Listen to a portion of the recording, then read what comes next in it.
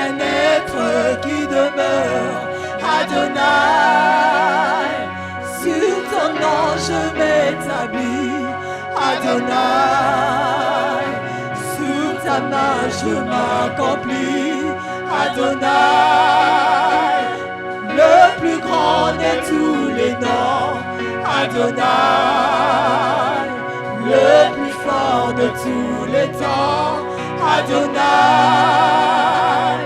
viens Seigneur couler en nous, dans ce torrent d'amour, au parfum qui nous rend fous. Oh Adonai, Adonai, nous voulons t'élever en ce moment.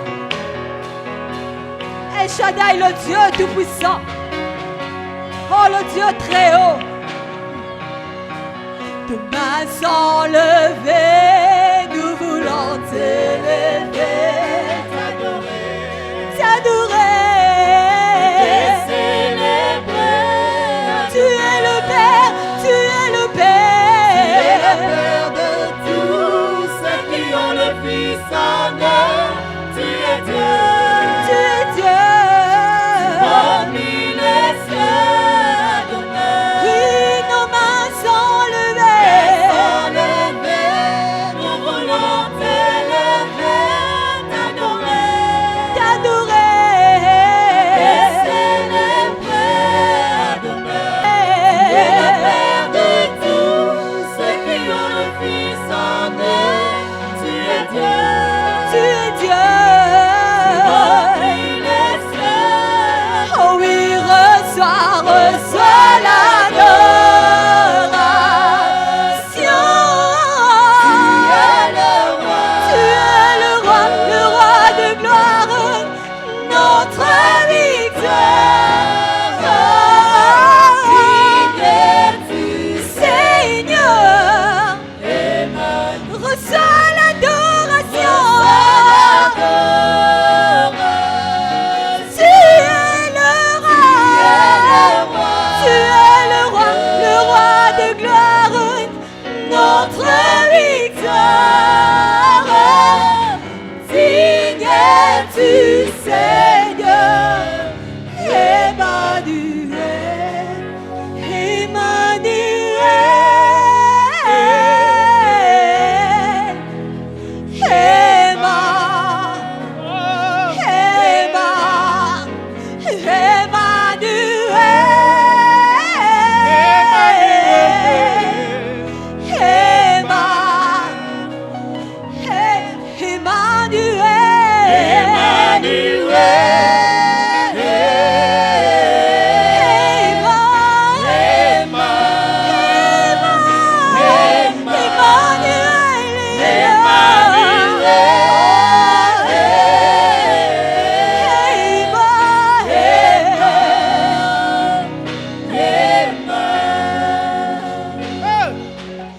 Nanyango nakokanisa na yo na likolo hawa na se pona kati ya motema nanga. Je ne connais qu'un seul amour, nzambo ya nzima komikaba komipesa mobima mokonzi oyo akokana nyonso.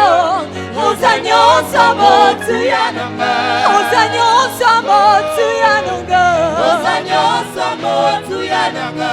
oza nyonso motuya nanga, Oza nyonso motuya nanga. oza nyonso motuya nanga. Oza nyonso motuya nanga. Nanyango nakokanisa na yo, nanyango nakokanisa na yo na likolo kawa na se pona kati ya motema nanga. Je ne connais qu'un seul amour, nzambo ya ntima komikaba komipesa mobimba mokonzi oyo akokana nyonso. Oza nyonso motuya nanga, oza nyonso yanga yawe, Oza nyonso motuya nanga. oza nyonso Oza nyonso motuya nanga. oza nyonso yanga, Oza nyonso motuya nanga.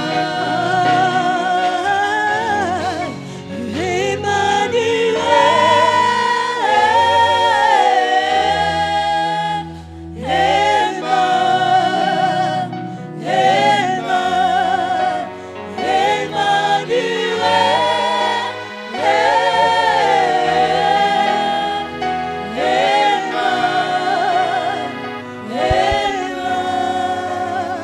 Emmanuel, Emmanuel, Emmanuel. Dieu parmi nous, Dieu avec nous. Nous nous prosternons devant ta majesté ce matin. Nous nous associons aux anges et aux saints, Seigneur, et élevons nos voix ensemble pour te bénir, te glorifier, reconnaître ta seigneurie, ô Dieu indispensable ce matin dans ce culte. Emmanuel, fais-nous du bien au travers de ta parole. Emmanuel, parle, serviteur écoute.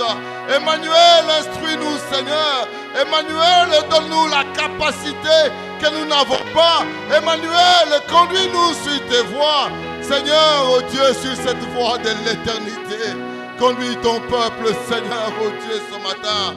Et bénis ta parole. Merci, Seigneur. Merci de nous faire du bien. Toi qui es présent, toi qui es agissant parmi nous ce matin.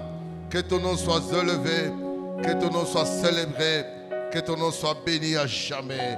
Au nom précieux et glorieux de Jésus-Christ, notre Seigneur, notre Sauveur, nous avons ainsi prié, nous disons tous Amen. Amen. Gloire au Seigneur. Gloire au Seigneur. Que Dieu nous bénisse, bien-aimés. Dimanche passé, nous avons parlé de la fidélité de Dieu. Un Dieu capable de tenir sa parole et de l'accomplir comme il l'a dit. Au temps où il a prescrit, il accomplit. Et quand Dieu parle, rien ne peut l'empêcher de faire ce qu'il a déclaré. Ce qui sort de sa bouche se réalise comme il l'a dit. Aujourd'hui, nous allons parler de la fidélité de l'homme envers Dieu, c'est vrai, mais cette fidélité est demandée envers même son semblable, envers ses responsables, même au travail, à la maison, à quelque niveau que ce soit. Dieu veut que nous soyons fidèles. Dieu tient à la fidélité comme lui-même est fidèle. Il tient à la fidélité aussi de ceux qu'il veut employer. Bien-aimés, la fidélité étant définie comme une qualité d'une personne fidèle envers quelqu'un d'autre. Comme quelqu'un qui a des responsabilités envers quelqu'un d'autre et qui tient ces responsabilités-là. Comme une constance dans les affectations, les sentiments, les relations. Une constance dans les affectations des fonds, par exemple. Une constance dans les sentiments, quelle que soit la visitation extérieure, quelle que soit la menace extérieure, quelle que soit l'influence extérieure, je garde ces sentiments, je les tiens pour mien et j'y tiens, comme un juif se tient à Jérusalem. J'y tiens et je dois le faire, quelle que soit l'influence extérieure. La constance dans les relations. Bien-aimés, la fidélité est beaucoup évoquée dans le mariage.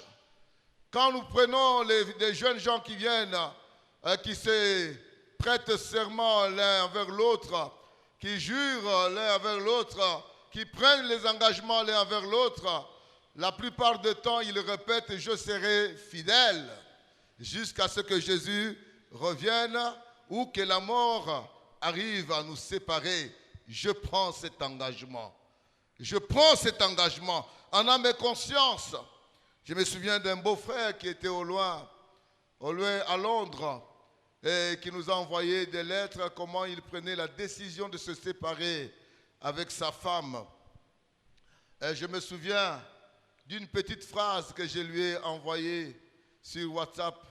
Je lui ai juste dit « j'étais présent quand tu prenais l'engagement devant Dieu et devant les hommes. J'étais à l'église de la Borne quand on te bénissait avec cette sœur. À ce moment-là, je n'étais pas encore ton frère, ton beau-frère, mais j'ai vu ton engagement avec notre sœur. Vous étiez nos frères, nos sœurs, à l'église de la Borne. Et dans cet engagement, vous avez parlé de la fidélité jusqu'à ce que Jésus revienne. Je crois, tout compte fait, que Jésus n'est pas encore revenu et que tu dois tenir ton engagement. Quand je dis ça, il me reprend. J'étais déjà son beau-frère. Il dit, bof, ah, manoba mouké, mais pénétrant. En tout cas, Sunginga, Nazonga, n'a reconsidéré Bavananga. Je dis gloire au Seigneur. Gloire au Seigneur. La constance dans les affectations, dans les sentiments, dans les relations surtout conjugales, même les relations d'amitié, bien-aimés, nous sommes tenus d'être fidèles. Et cette fidélité est d'abord devant Dieu qui nous voit, devant Dieu qui nous lit, même dans les sentiments des cœurs, devant Dieu qui voit même nos pensées les plus reculées. Quand Dieu voit que dans nos pensées les plus reculées, nous tenons à cette constance, nous tenons à cette fidélité, nous tenons à lui rendre honneur, Dieu sera de notre côté. Dieu sera avec nous. Dieu sera avec nous et Dieu nous fera réussir ce que nous allons parler, bien-aimés, ce que nous allons faire aussi. Dans Proverbe 20, verset 6e, nous lisons ceci. Beaucoup de gens proclament leur bonté. Beaucoup de gens proclament leur bonté. Et vous remarquez que ce sont ces mêmes gens qui proclament leur bonté. Ce ne sont pas des autres qui viennent proclamer. Ce ne sont pas les autres qui constatent et qui disent. Mais c'est eux-mêmes qui proclament leur bonté. Mais un homme fidèle, qui le trouvera? Un homme fidèle, qui le trouvera? C'est Salomon qui nous parle. Un homme fidèle, qui le trouvera? Au-delà de la proclamation personnelle, au-delà des paroles personnelles, au-delà des récitals personnels, Dieu veut trouver un homme fidèle. Dieu veut trouver une femme fidèle. Dieu veut trouver un frère fidèle. Dieu veut trouver une sœur fidèle. Dieu tient à ce que nous soyons fidèles, bien-aimés. Fidèles. Mais nous allons considérer un homme qui était aussi fidèle dans ce que Dieu dit. Il en reste là et il dit ce que Dieu dit. Malgré les menaces de l'extérieur, nous prenons 1 Roi, le chapitre 22e, et nous allons parler de notre frère Michée, le prophète. Nous lisons donc 1 Roi, chapitre 22e. C'est une longue lecture. Je ne sais pas s'il faille sauter des versets, comment, mais nous allons lire rapidement. On resta 3 ans sans qu'il y eut guerre entre la Syrie et Israël. La 3e année, Josaphat, roi de Juda, descendit auprès du roi d'Israël. Le roi d'Israël dit à ses serviteurs, « Savez-vous que Ramoth en Galade est en nous et nous ne nous inquiétons pas de la reprendre des mains du roi de Syrie ?» Et il dit à Josaphat, « Veux-tu venir avec moi attaquer Ramoth en Galade ?» Josaphat répondit au roi d'Israël, « Nous irons. Moi comme toi, mon peuple comme ton peuple, mes chevaux comme tes chevaux. » Puis Josaphat dit au roi d'Israël, « Consulte maintenant, je te prie, la parole de l'Éternel. » Le roi d'Israël assembla les prophètes au nombre d'environ 400 et leur dit, « Irai-je attaquer Ramoth en Galade ou dois-je y renoncer ?» 400 prophètes réunis auprès d'Akab. Terrible.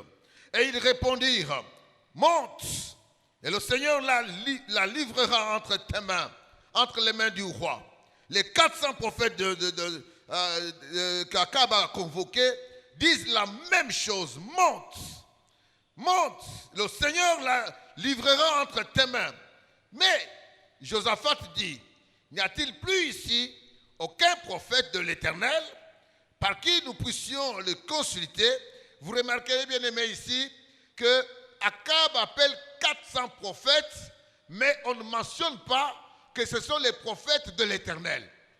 400 prophètes qui sont à la guise d'Akab, qui sont au profit d'Akab, qui sont à la merci d'Akab. 400 prophètes. Mais Josaphat, le roi de Jérusalem et de Juda et Benjamin, vient et il va crier, n'y a-t-il aucun autre prophète de l'Éternel. Lui, il a besoin du prophète de l'Éternel. Il a besoin de quelqu'un qui est fidèle à l'Éternel. Il a besoin de quelqu'un qui parle de la part de l'Éternel. Pas de la part d'un consensus des humains, pas de la part d'une conspiration des hommes, mais qui parle de la part de l'Éternel. N'y a-t-il plus ici un prophète de l'Éternel par qui nous puissions le consulter? Et par qui nous allons consulter qui? L'Éternel. Un prophète de l'Éternel par qui nous pouvons consulter l'Éternel. Nous avons appelé 400 prophètes. Ils sont venus, ils ont parlé de leur part, mais ils ne sont pas venus de la part de l'Éternel. Maintenant, nous voulons consulter l'Éternel. Pourquoi consulter l'Éternel? Puisque c'est l'Éternel qui a aujourd'hui et demain entre ses mains. C'est l'Éternel qui connaît le lendemain. C'est l'Éternel qui connaît ce qui arrivera demain. L'homme se limite au présent, mais le demain, c'est l'Éternel qui en sait, qui en a le secret. Le roi d'Israël répondit à Josaphat, il y a encore un homme qui n'est pas parmi les 400. Il y a encore un homme par qui l'on pourrait consulter l'Éternel. On pourrait consulter l'Éternel, peut-être. On peut consulter l'Éternel par lui. Mais je le hais. Ah, je le hais. Car il ne prophétise rien de bon. Il ne prophétise que du mal. C'est Michée, fils de Jemla. Il y a encore quelqu'un par qui on pourrait consulter l'Éternel. Mais cet homme-là, personnellement, je le hais. Je le hais. Pourquoi? Puisqu'il ne dit rien de bon. Tu es dans le mal. Tu es dans le péché. Tu es dans la combine. Tu es dans ce qui ne glorifie pas Dieu. Mais tu veux avoir des gens à côté de toi qui te disent du bien, qui ne t'annoncent pas la fin éternelle, la mort éternelle, qui ne t'annoncent pas le jugement éternel, mais qui te cajolent par leurs paroles, qui t'enlacent, qui te font du bien. Tu veux avoir une musique qui te fait du bien, des paroles qui te cajolent dans ton péché, qui te gardent encore captif à Satan, qui te dit non, rien n'ira, tu peux encore continuer à pécher, tu peux encore continuer à voler, tu peux encore continuer à mentir, tu peux encore continuer, rien n'ira d'ailleurs. Et on a parlé de Jésus qui revient, mais depuis qu'on a parlé de ça, il y a 2000 ans, écoute, vis ta vie, vis ta vie. Moi aussi je suis prophète de l'Éternel, moi aussi je parle, moi aussi je suis prophète d'entre les prophètes. Je suis prophète. Ah, la prophétie. Aujourd'hui, la prophétie est devenue n'importe quoi. N'importe quoi. Même la divination, aujourd'hui, on l'appelle prophétie. Prophétie. Quelqu'un qui vient et qui dit, non, ton problème, c'est ta mère, c'est ton père, quelqu'un qui vient te séparer avec tes frères, te séparer avec ta progéniture, qui vient te séparer avec ta parenté. Il se présente, il s'appelle prophète, il se nomme prophète lui-même. Seigneur. Il y a encore ici un homme, mais cet homme-là, je le hais. Oh, le prophète, il est haï. Celui qui veut du bien, il est haï. Il ne prophétise que du mal. C'est Michée, fils de Jimla. Et Josaphat dit que le roi ne parle pas ainsi. Roi, si tu as le bon sens, tu ne parlerais pas ainsi. Cet homme est de l'Éternel. Cet homme parle de la part de l'Éternel. Tu n'as pas le droit de le haïr. Tu n'as pas le droit de le repousser. Tu n'as pas le droit d'avoir seulement ceux qui te disent du bien. Non, sois dans la joie d'entendre ce que l'Éternel dit. Même si cela te chatouille les oreilles, sois dans la joie de l'entendre, mon frère. Que le roi ne parle pas ainsi. Alors, le roi d'Israël appela un eunuque et dit, fais venir de suite Michée, fils de Jimla. Va, fais venir le Michée. Le roi d'Israël et Josaphat, roi de Juda, étaient assis chacun sur son trône, revêtus de leurs habits royaux, dans la place à l'entrée de la porte de Samarie. Quelle solennité, quelle splendeur. Et tous les prophètes prophétisaient devant eux. Sédécia, fils de Kenana, s'était fait des cornes de fer. Et il dit, ainsi parle l'Éternel. Avec ces cornes, tu frapperas les Syriens jusqu'à les détruire. Il prend les cornes, il veut faire de l'impression, il veut impressionner. La plupart des faux prophètes, ils cherchent toujours à impressionner. Ils s'habillent bizarrement et puis quand ils parlent, vous avez comme l'impression que c'est Dieu qui parle. Ils changent même des tonalités. Il y en a qui prennent même des calébasses, qui gardent des calébasses quelque part, et puis quand ils parlent, il y a comme un son qui passe par les calébasses, et le son est comme amplifié. Vous sentez qu'il y a quelque chose de bizarre là. Ce n'est pas normal, ça sort de l'ordinaire. C'est du mensonge. C'est du mensonge, quel que soit le tralala qui accompagne cela. Et tous les prophètes prophétisaient devant eux. Bien-aimés, tous les prophètes prophétisaient d'eux-mêmes en disant, monte à Ramoth, en Galate, tu auras du succès. Et l'Éternel la livrera entre les mains du roi. Le messager qui était allé après Michée lui parla ainsi. Écoutez ce que le messager va dire à Michée. Voici, les prophètes d'un commun accord. Les prophètes d'un commun accord prophétisent du bien au roi. Que ta parole soit donc comme la parole de chacun d'eux annonce du bien. Michée répondit, l'Éternel est vivant. J'annoncerai ce que l'Éternel me dira. Amen. Amen. Tous les prophètes annoncent du bien. Tous les prophètes parlent du succès. Tous les prophètes donnent de la joie au roi par leurs paroles. Toi aussi, associe-toi à eux. Parle d'un commun accord avec eux. Ce n'est pas toi, parle de la part de l'Éternel. Ou bien toi, parle ce que l'Éternel t'a demandé de dire. Mais il dit, toi, associe-toi à eux. Associe-toi à eux. On a besoin de plaire au roi. Alors lorsqu'il fut arrivé auprès du roi, le roi lui dit, Michée, irons-nous attaquer Ramoth en Galate ou devons-nous y renoncer? Je crois qu'il lui a posé cette question avec un peu de voix de stentor, une voix impressionnante, une voix dominante. Michée lui répondit, monte. Tu auras du succès et l'Éternel la livrera entre les mains du roi. Michée a fait ce que le roi a demandé, selon que les autres faisaient. Maintenant le roi lui dit, combien de fois me faudra-t-il te faire jurer de ne me dire que la vérité au nom de l'Éternel? Au roi, tu avais aussi besoin de la vérité au nom de l'Éternel. Alors Michée répondit, je vois tout Israël dispersé sur les montagnes, comme des brebis qui n'ont point de berger. Et l'Éternel dit, ces gens n'ont point de maître, que chacun retourne en paix dans sa maison. Roi, ne pars pas, retourne en paix dans ta maison, puisque là, il y a une grande défaite qui est devant toi.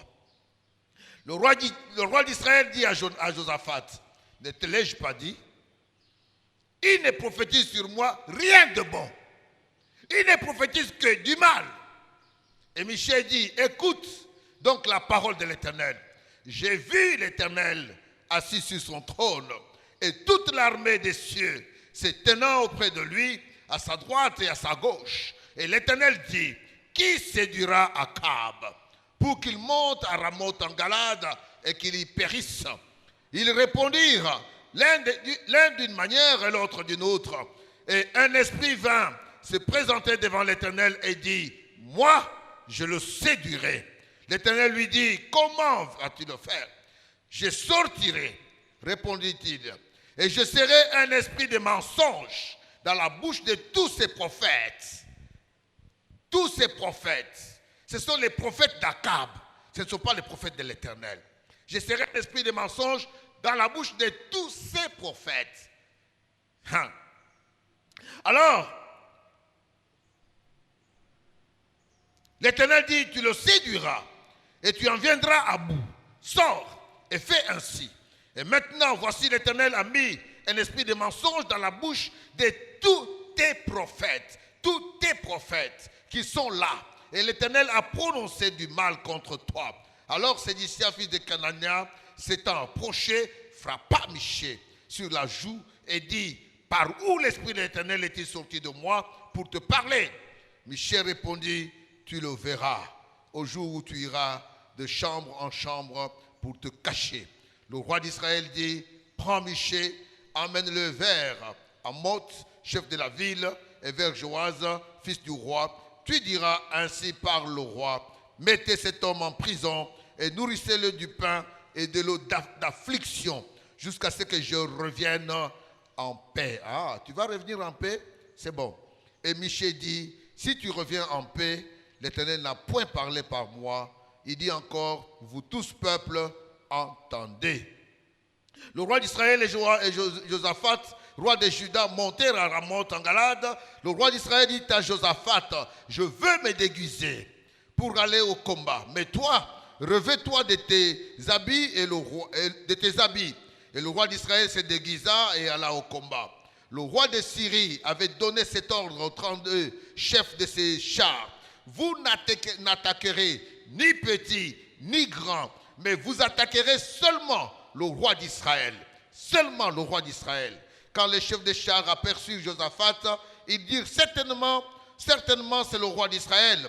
Ils s'approchèrent de lui pour l'attaquer. Josaphat poussa un cri. Les chefs des chars, voyant que ce n'était pas le roi d'Israël, ils s'éloignèrent de lui. Alors, un homme tira de son arc au hasard.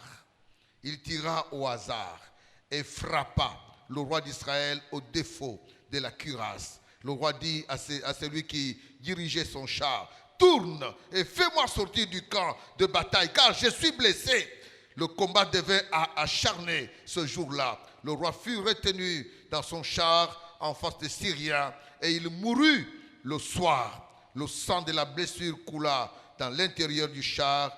Au coucher du soleil, on cria par tout le camp, chacun à sa ville et chacun à son pays. Ainsi mourut le roi, qui fut ramené à Samarie, et on enterra le roi à Samarie. Lorsqu'on lava le char à l'étang de Samarie, les chiens, les chairs, le sang d'Akab et les prostituées s'y baignèrent, selon la parole que l'Éternel avait prononcée par le prophète Élie. Si vous voulez lire le reste des actions d'Akab, tout ce qu'il a fait, la maison d'ivoire qu'il construisit et toutes les villes qu'il a bâties, cela n'est-il pas écrit dans le livre des chroniques de rois? Bien-aimés, nous avons cette longue histoire que nous avons lue, bien-aimés. Michée dont le nom veut dire qui est comme l'Éternel. Michée. C'était un homme fidèle, un prophète de l'Éternel. Alors qu'ailleurs, il y a les prophètes de rois, les prophètes de présidents, les prophètes de dirigeants, les prophètes de gouverneurs. Lui, il était le prophète de l'Éternel. Il était du genre de Nathan. Même quand il est devant David, il va dire à David exactement ce que l'Éternel a dit. Il ne va pas cajoler le roi puisqu'il est roi. Il ne va pas cajoler le roi puisqu'il a des présents, il a des avantages, il peut me placer à un piédestal, il peut m'honorer devant les gens. Non, je ne dirai que ce que l'Éternel m'a demandé de dire. C'était un homme fidèle à Dieu. Et comme fidèle à Dieu, il ne pouvait pas s'associer avec les infidèles. Il ne pouvait pas faire compagnie avec les 400 qui étaient au service d'Akab. Je me suis posé la question, quand Élie a fait descendre le feu au Carmel, il a descendu 450 prophètes de Baal et des Astartés. Dans la vallée, il les a tous égorgés. C'était des prophètes qui étaient au service d'Akab et Jézabel. Après cet événement-là, Akab ne se fatigue pas. Il va encore prendre 400 autres prophètes Il a la démangeaison des gens qui lui disent toujours des bonnes aventures. Un peu comme Paul disait, dans les derniers temps, les gens n'aimeront pas la vraie parole.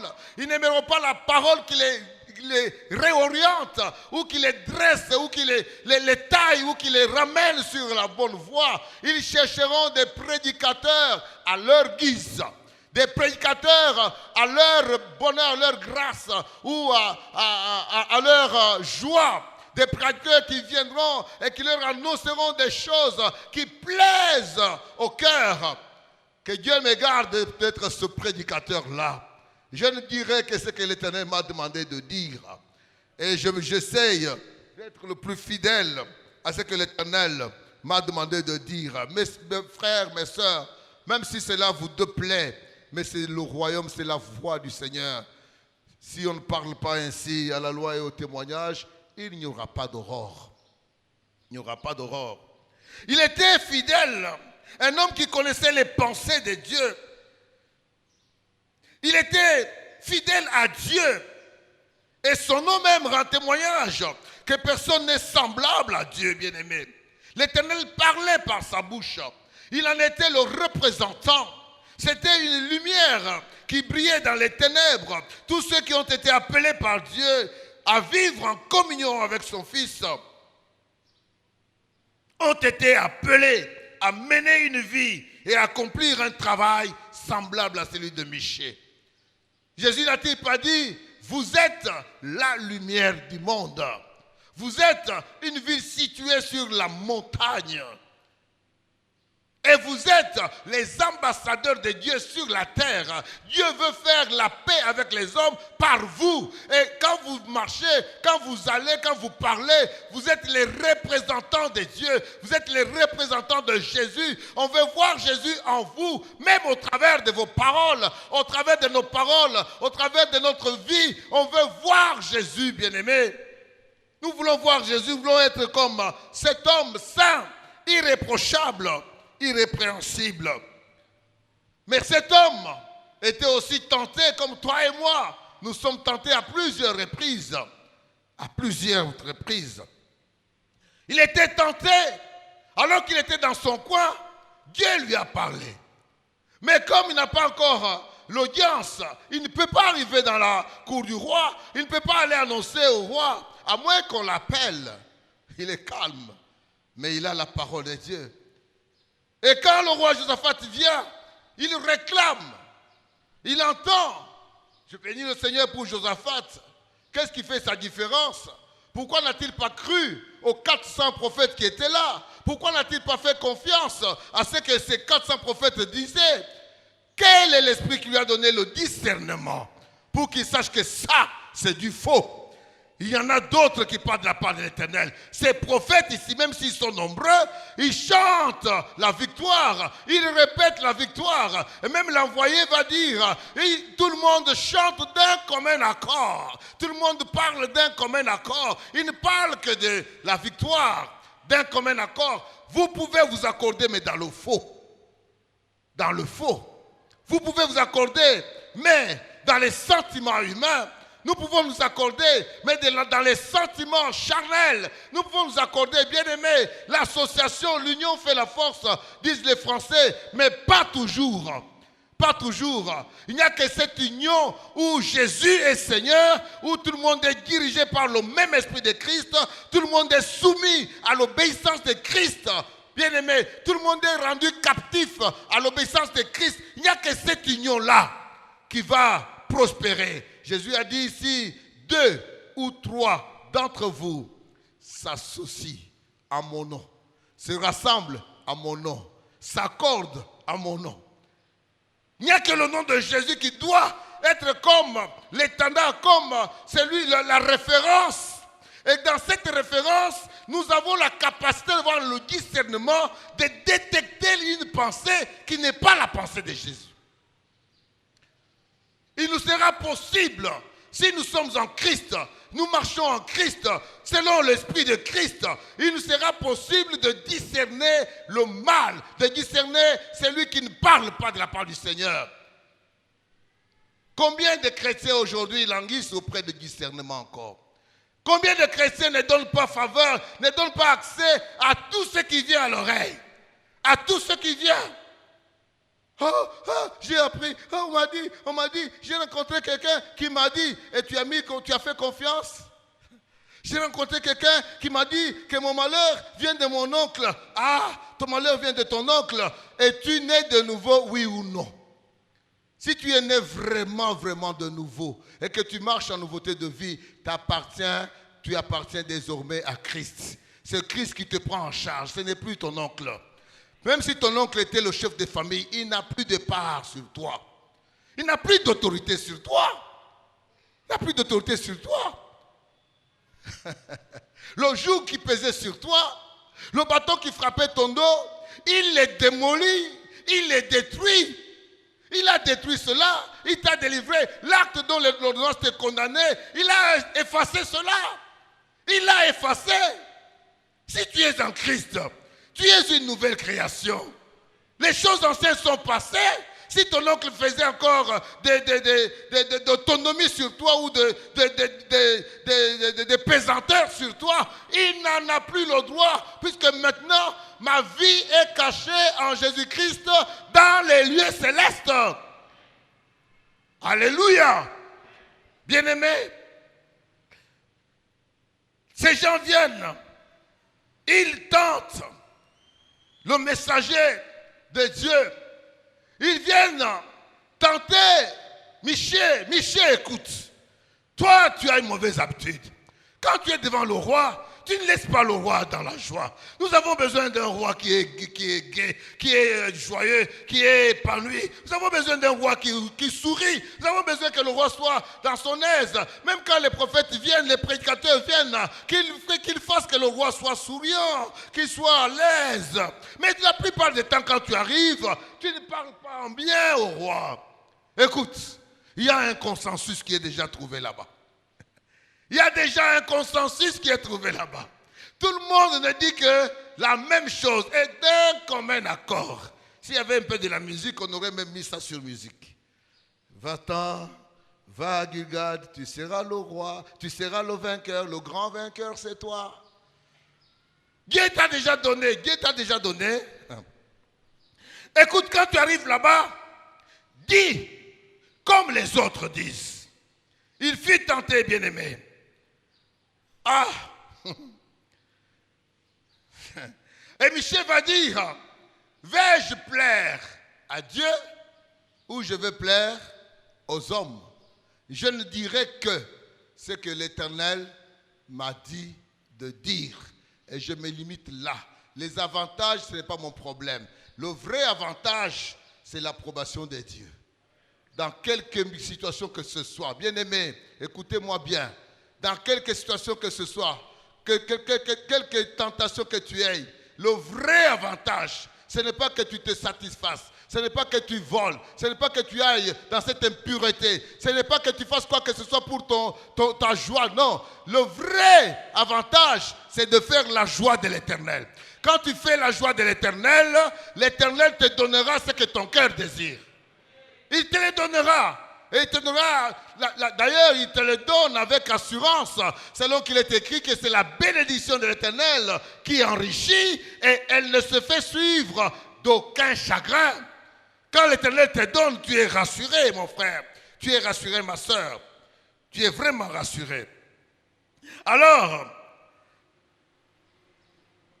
il dit, si je plaisais encore aux hommes, je ne serais pas cet homme que Dieu a choisi.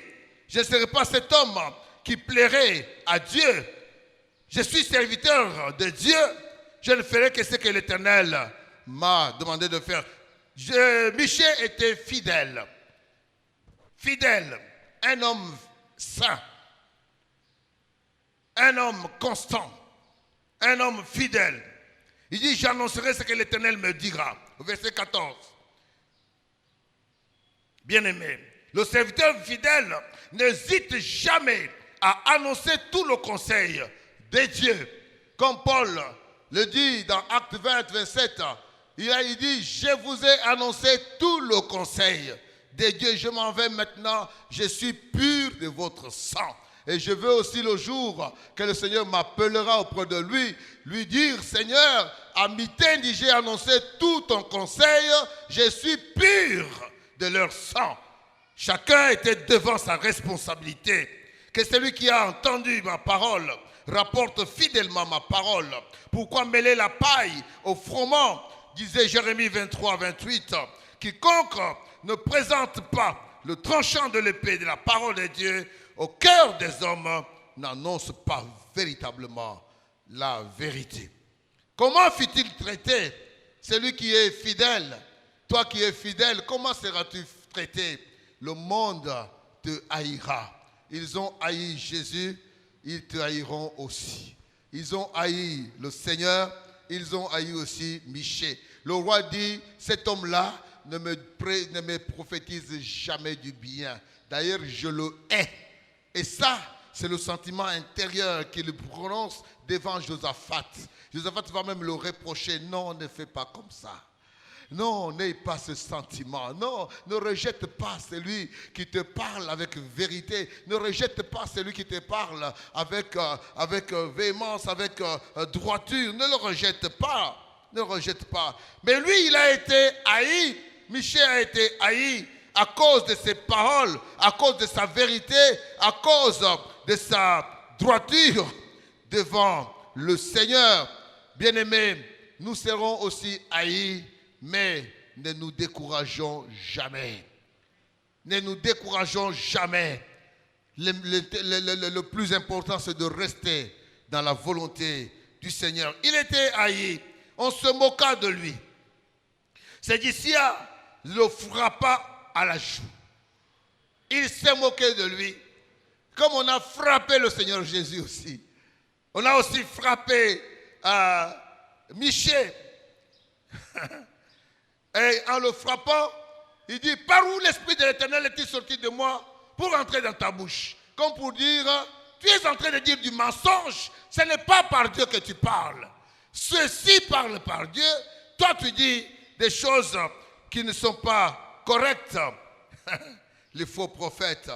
La plupart des faux prophètes, ils utilisent la force. Ils utilisent toujours la force. Ils se défendent toujours par les poings. Ils se défendent par des combines. Ils se défendent toujours par des hommes interférés. Des hommes qui viennent pour frapper, pour te nuire, pour te menacer. Si c'est par Dieu que vous agissez, laissez Dieu agir. Un peu comme Gédéon et son père. Les gens de la ville viennent, ils disent au père de Gédéon, donne-nous ton fils, nous allons le lapider. Et qu'est-ce que son père va dire?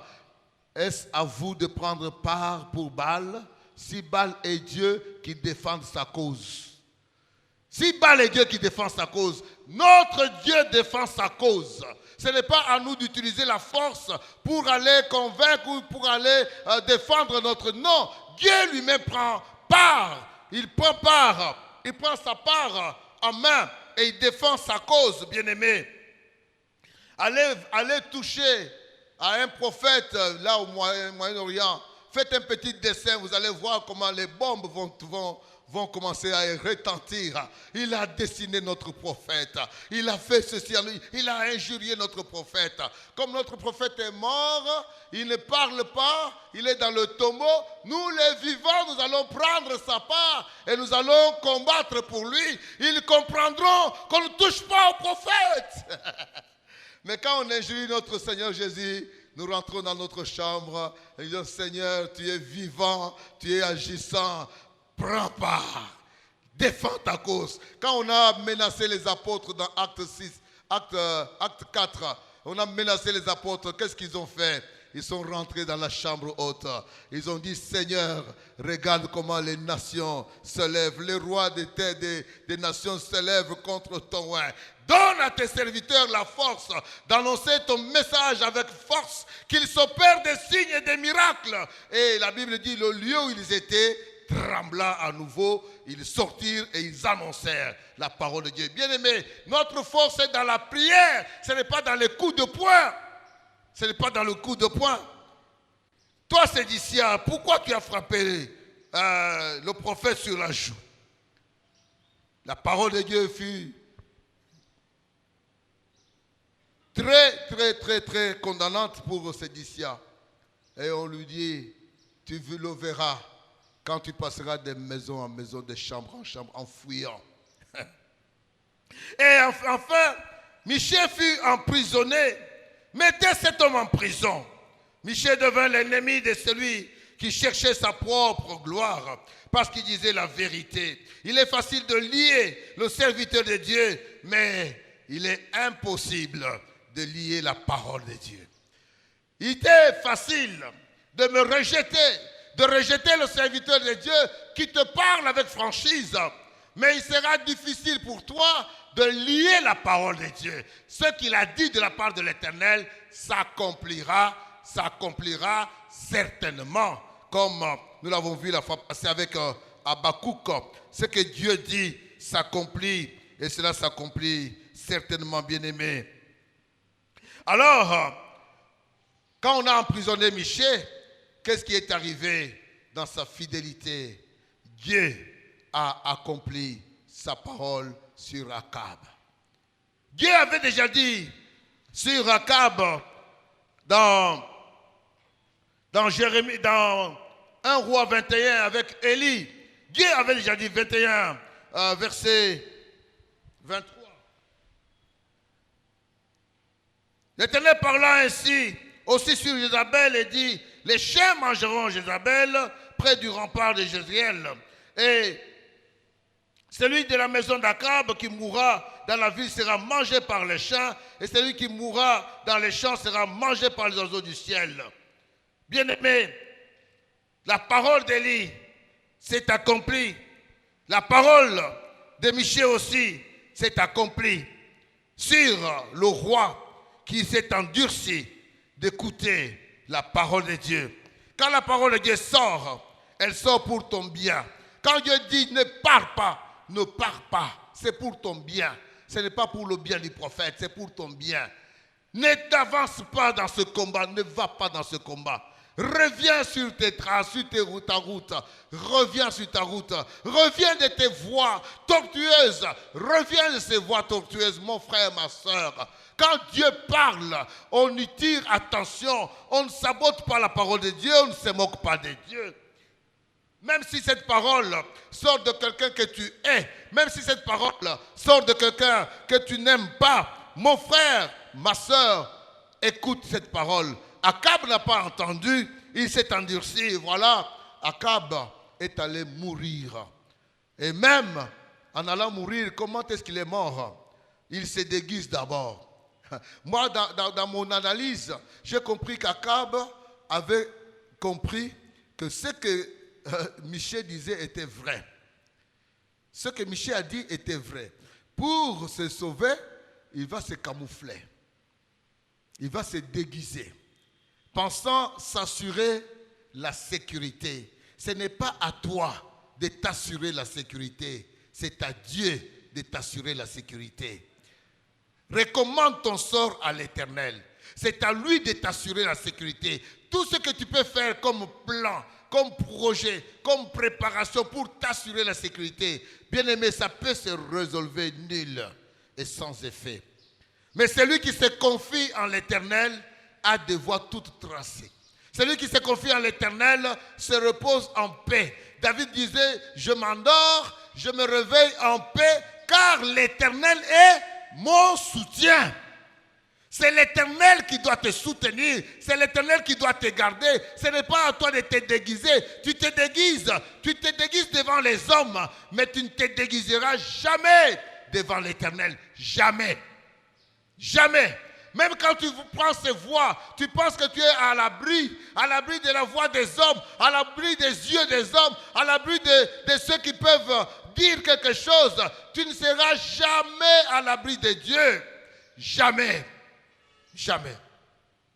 Et voilà, alors qu'il est sur le champ de bataille, il y avait déjà des ordres qui s'étaient passés de l'autre côté, les ordres qui voulaient qu'on trouve seulement le roi Akab, qu'on le trouve et qu'on l'achève. Et malgré ces ordres aussi, on ne l'a pas trouvé. Les hommes ne l'ont pas trouvé, mais Dieu l'a trouvé. Une flèche fut lancée par hasard. Nous avons vu ici que le hasard n'existe pas. Tout est programmé par Dieu. Tout est programmé par Dieu. La flèche qu'on a lancée dans le vide, dans le néant, une flèche lancée comme par hasard, c'est-à-dire celui qui lance la flèche n'est pas responsable de la mort ou de l'aboutissement de cette flèche. Il y en a un autre qui va diriger cette flèche jusqu'à la tête d'Akab. Et cet autre-là, c'est Dieu qui veut confirmer la parole de son serviteur. Oh Akab, si tu avais entendu Michée. Oh Akab, si tu avais refusé d'écouter les 400 prophètes qui t'ont annoncé le mensonge. Homme, frère, sœur, si tu refuses d'entendre Dieu aujourd'hui, alors tu te retrouveras, ça sera trop tard. Trop tard pour toi, mon frère. Trop tard pour toi, ma sœur. Ne refuse pas d'écouter Dieu.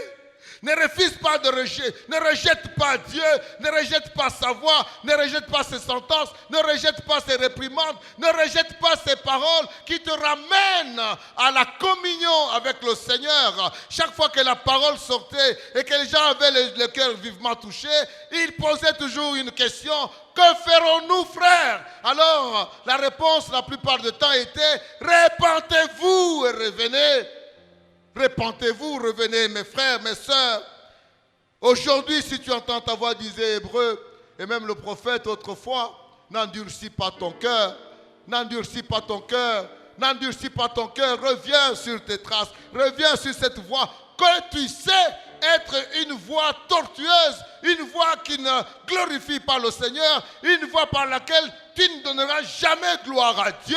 Reviens sur ces voies, mon frère, ma soeur. Reviens et sois fidèle d'abord à Dieu, sois fidèle à sa parole, sois fidèle à ce qu'il te confie de faire, sois fidèle et agis conformément à ce que Dieu te demande de faire.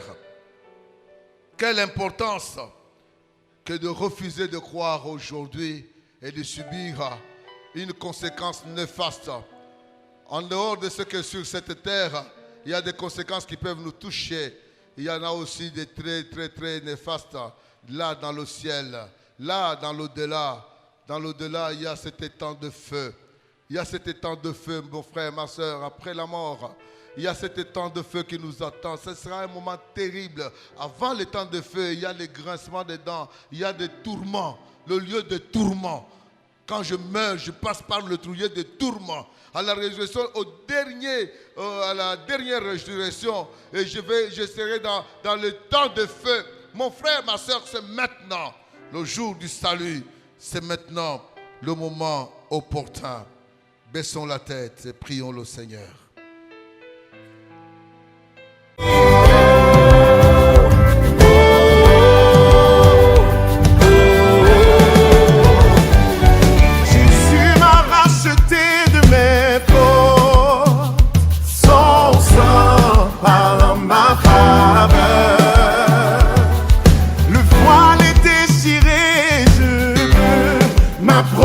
Du trône, il est